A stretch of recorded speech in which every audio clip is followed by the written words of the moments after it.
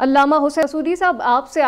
آغاز کرنا چاہوں گی۔ آج کا جو دن ہے یقینی طور پہ درس کربلا کا فلسفہ بتائیے گا کہ کیا ہے۔ عاشورہ کا جو دن ہے اب یہ واقعہ کربلا کا ستارہ بن چکا ہے، اسے اسلام سے پہلے بھی خاص اہمیت حاصل تھی، آپ اس کو کس طرح بیان کریں گے؟ اعوذ باللہ من الشیطان اللعین الرجیم، بسم اللہ الرحمن الرحیم، انا للہ و انا الیہ راجعون،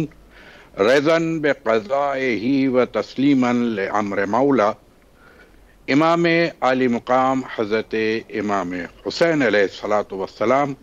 کا یہ وہ مشہور و معروف جملہ ہے کہ جو یوم عاشورہ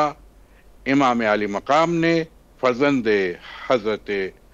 زہرا سلام اللہ علیہ آپ اس انداز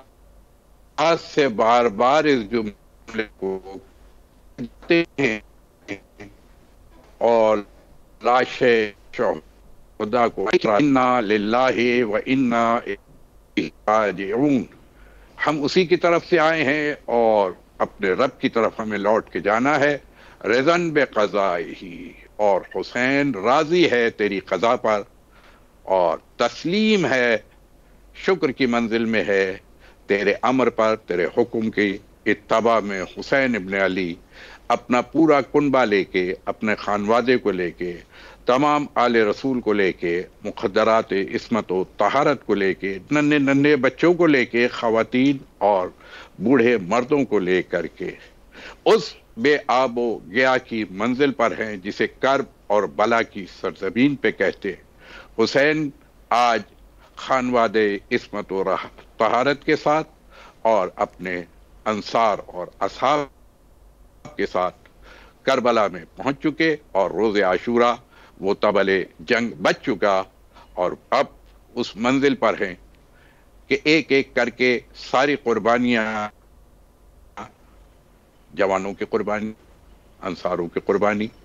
بزرگوں کی قربانی، بچوں کی قربانی دے چکے، اور عصر کے قریب آتے آتے وہ منزل ہے کہ پھر حسین ابن علی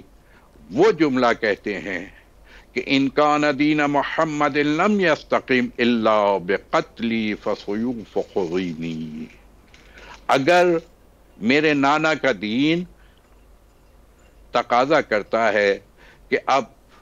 اس درخت کو، درخت اسلام کو اگر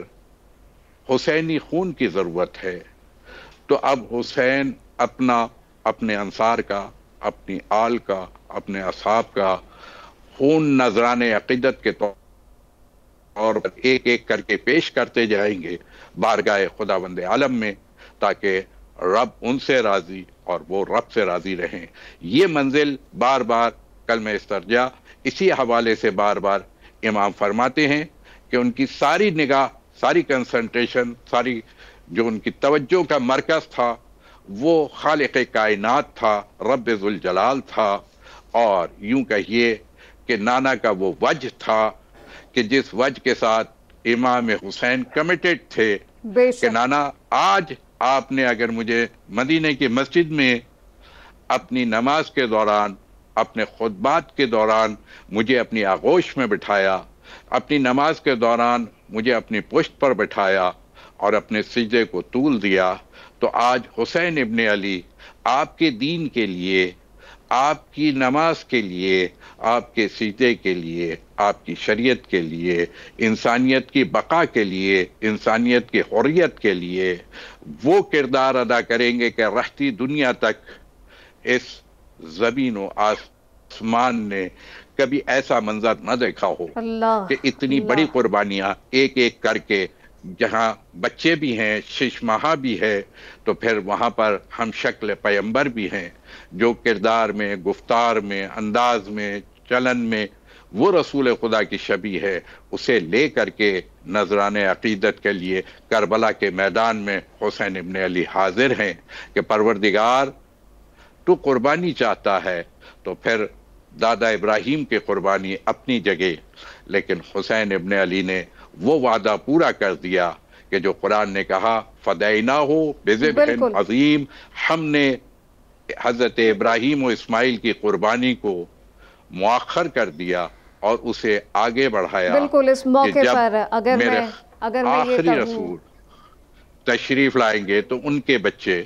اور ان کی آل کے ذریعے سے وہ قربانی اپنے مقصد عظیم تک بے پہنچے. شک بے شک. سبسکرائب کریں اور بیل دبائیں تاکہ کوئی خبر رہ نہ جائے.